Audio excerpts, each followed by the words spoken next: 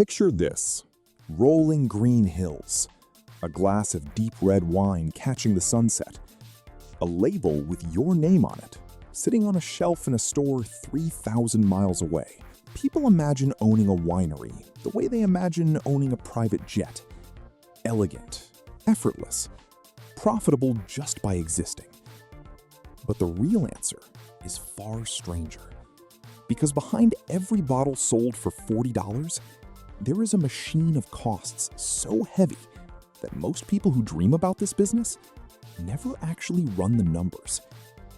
Today, you're going to run them, every single one.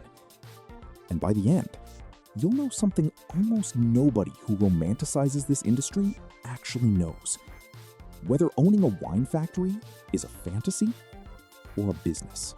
Let's start where most people never bother to look: the land. You can't make wine without grapes, and you can't grow serious grapes without serious soil. In a recognized wine region, land isn't just dirt. It's brand equity built into the ground itself.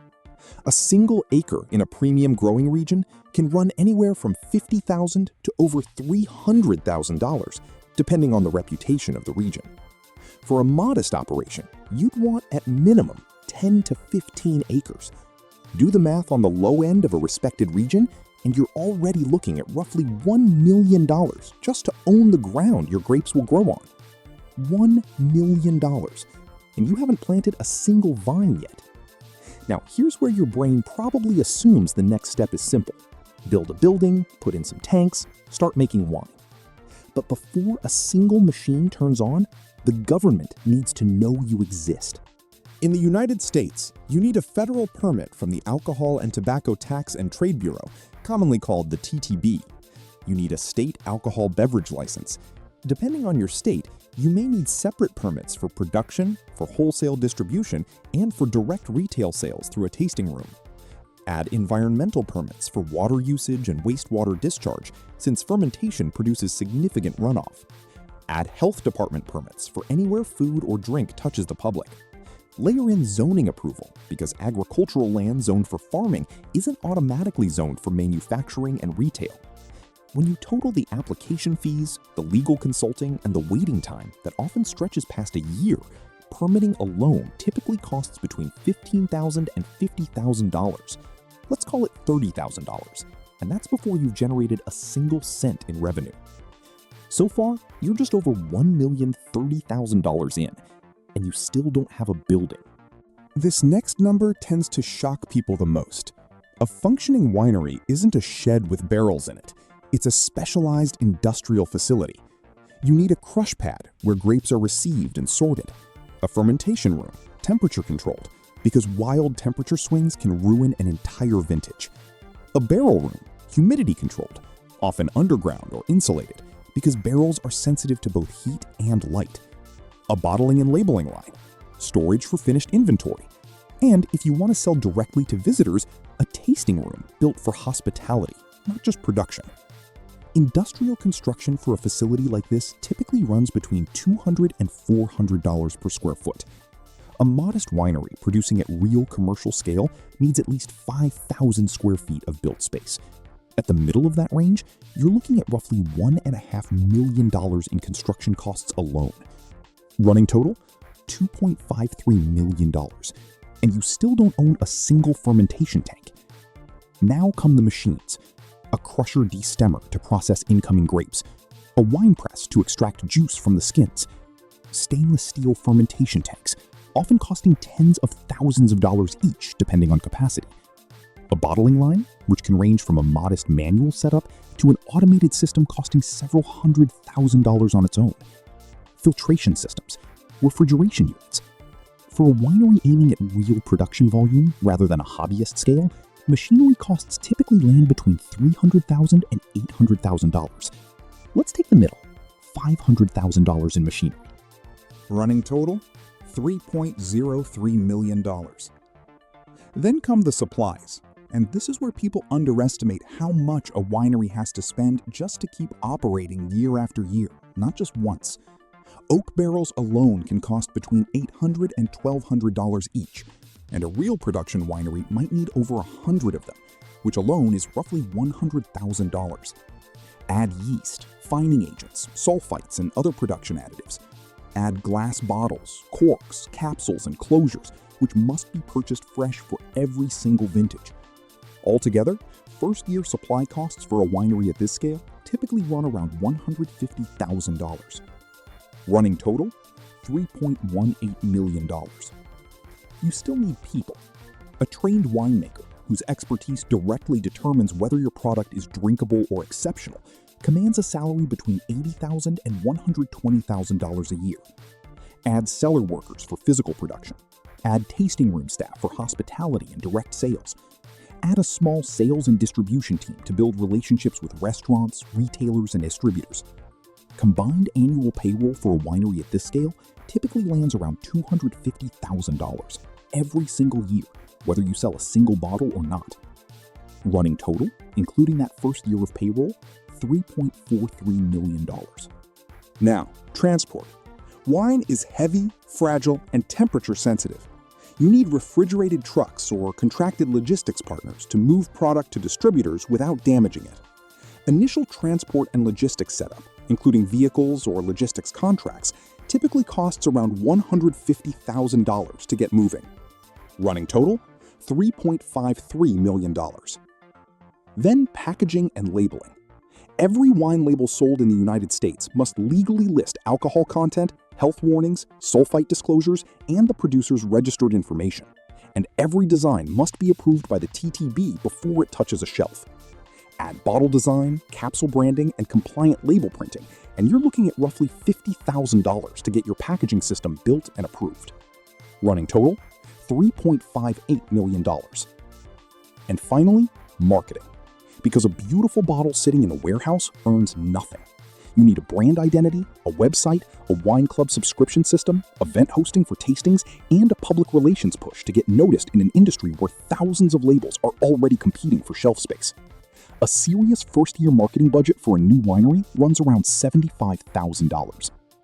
Final running total to open the doors of a modest, real commercial wine factory, roughly $3.65 million. Sit with that number for a second, because this is the moment where the fantasy usually dies quietly in most people's minds. $3.65 million before a single bottle has been sold to a single customer.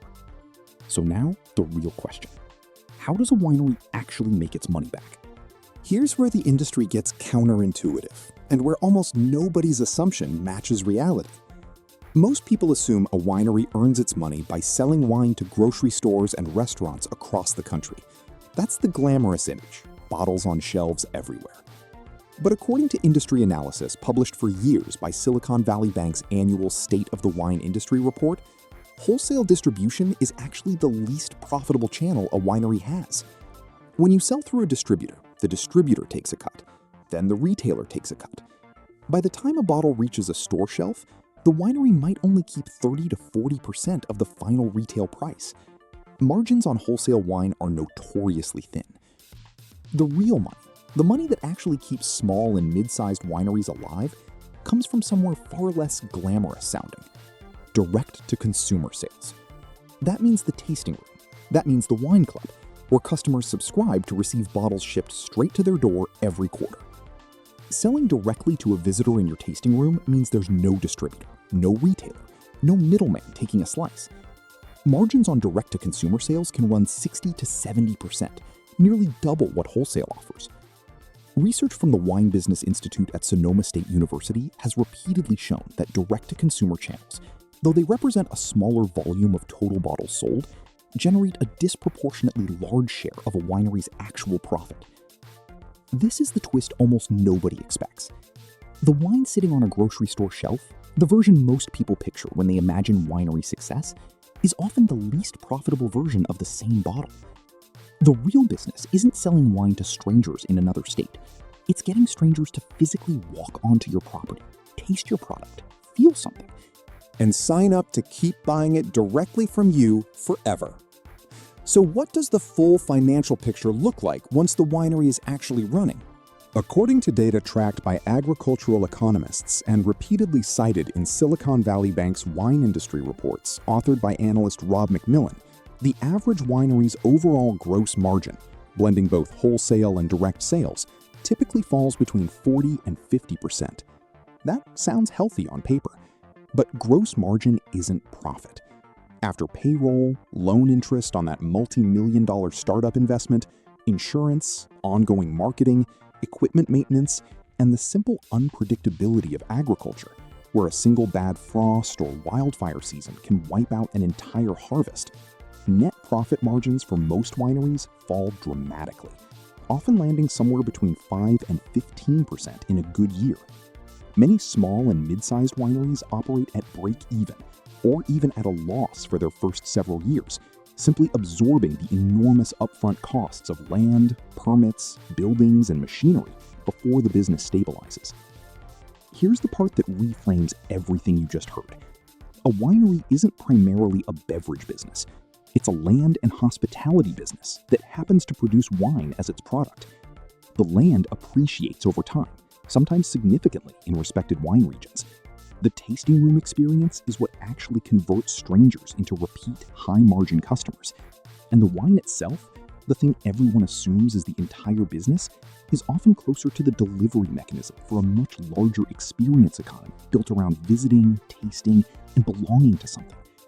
Now, think about how this mirrors something far more familiar in your own life. You've probably done this exact thing without realizing it. You've paid more for a product bought directly from the source, a farmer's market stand, an artisan studio, a small local shop, than you would have paid for the identical product on a store shelf. Not because the product changed, because the relationship did. Wineries figured this out decades before it became a modern marketing buzzword. Cut out the middleman, and the same bottle becomes worth almost double. Not because the wine tastes different, but because you tasted it standing on the ground where it was made. So, should you actually start a wine factory? Here's the honest, unbiased answer, without the glamour and without the fear-mongering.